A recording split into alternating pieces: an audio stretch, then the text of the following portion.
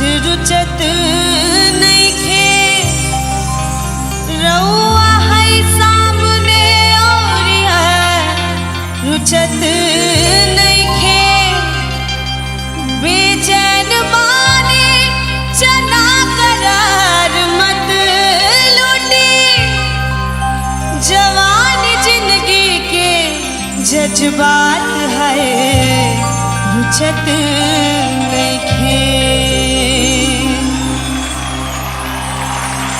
जाइम नौकरी पे अभी से ना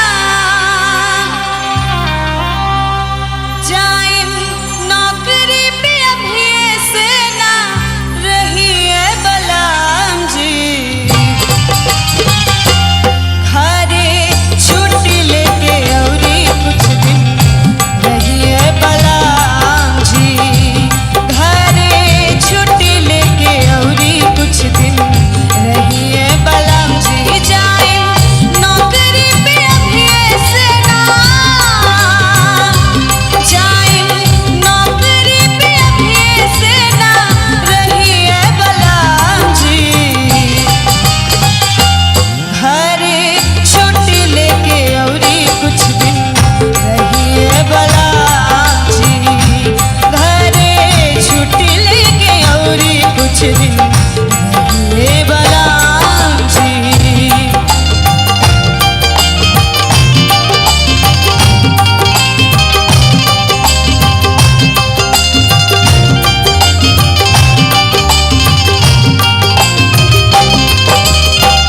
राउर नौकरिया बनल हमारी सवतिया पेटवा के चलते भइल भारी दुर्गतिया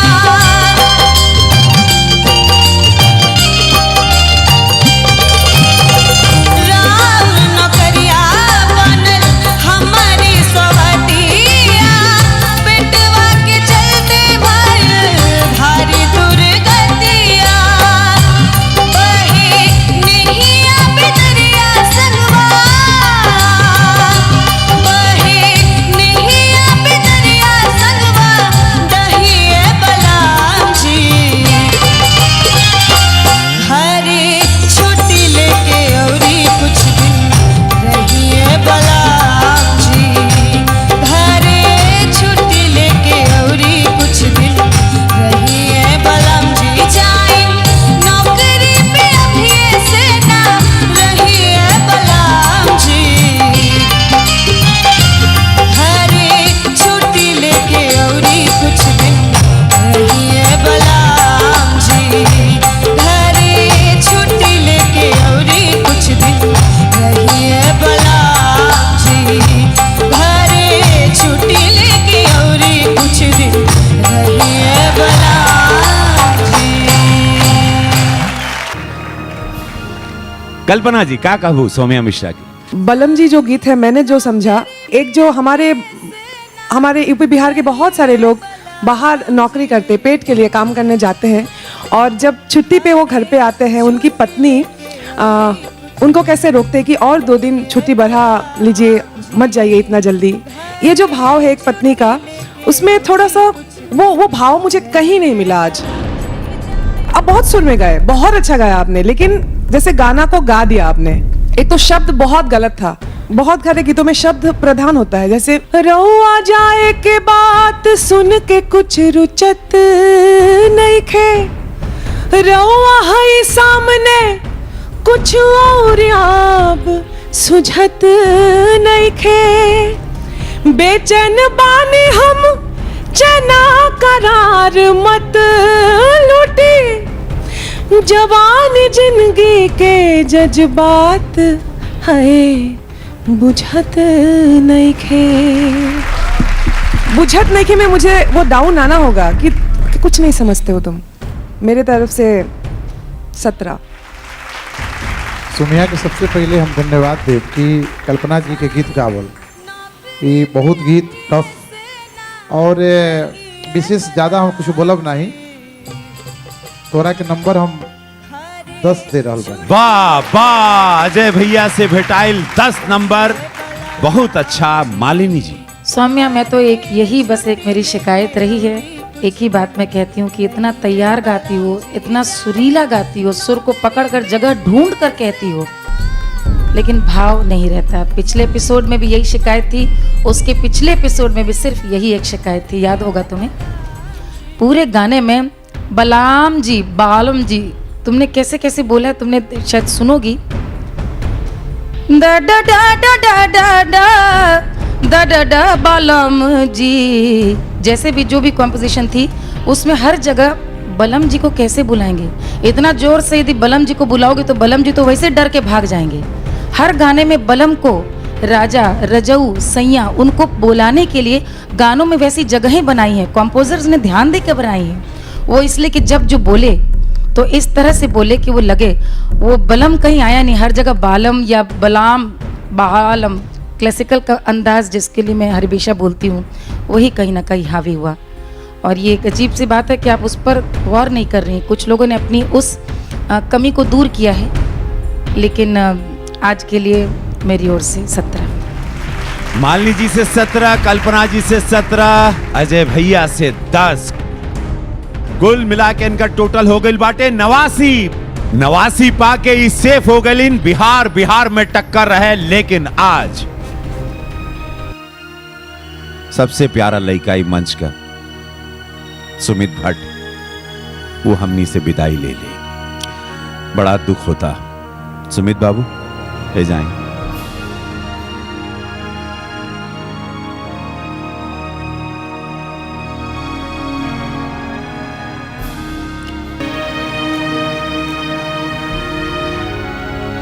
सुना, रोए से हल्का होला मन, हम जानीला, लेकिन रोअब कबो कबो इंसान के ढेर रोअब कमजोर कह देला। पूरा हिंदुस्तान के अपन दीवाना बना देला, बिहार का लाडला हो गईला। फिर आईबा,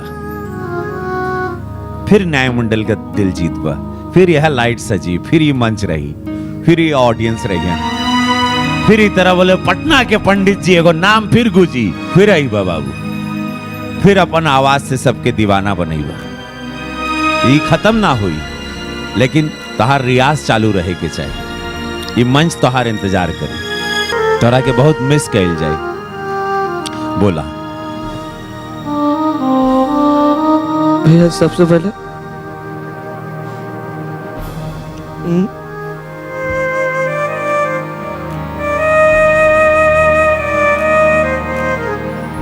मम्मी पापा से माफी मांगा, सपना पूरा नहीं कर पाए, कोशिश करेंगे अगली बार। ऐसे करबा तो माई बाबू की आंख में काहे आंसू दिया तड़प पगला कहीं का। माई बाबू के कमजोर मत करा, माई बाबू का शक्ति बने के बाद तोहरा की।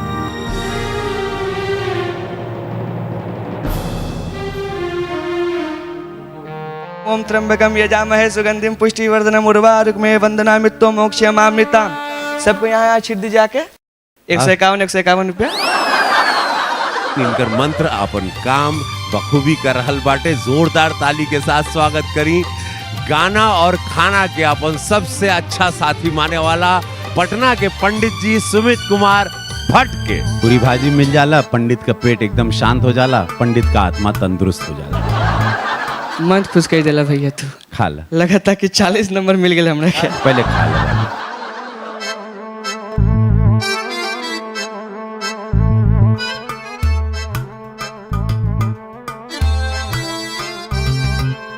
पंडित जी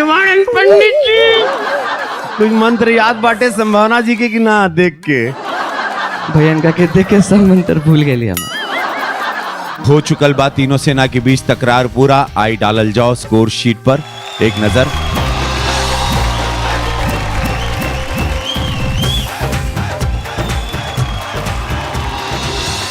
शीट के हिसाब से बिहार सेना के सुमित के हो रहल बा विदाई।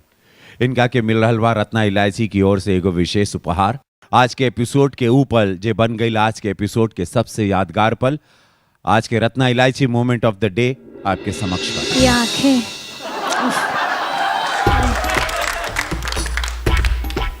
अब मतलब कि सबसे दुनिया के सबसे हैंडसम है आप।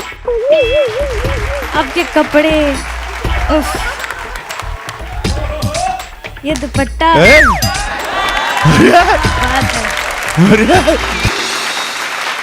हम चाहब न्याय मंडल के कृपया मंच पे आए। आज के एपिसोड यही हो रहा बा समाप्त। आज एक और योद्धा बिहार के सुमित के सपना मंच पर थम गई। काल बा एक बार फिर चुनौती के रात। अगला एपिसोड में हर योद्धा दिखियन एगो अलग रूप में और एगो अलग रंग में।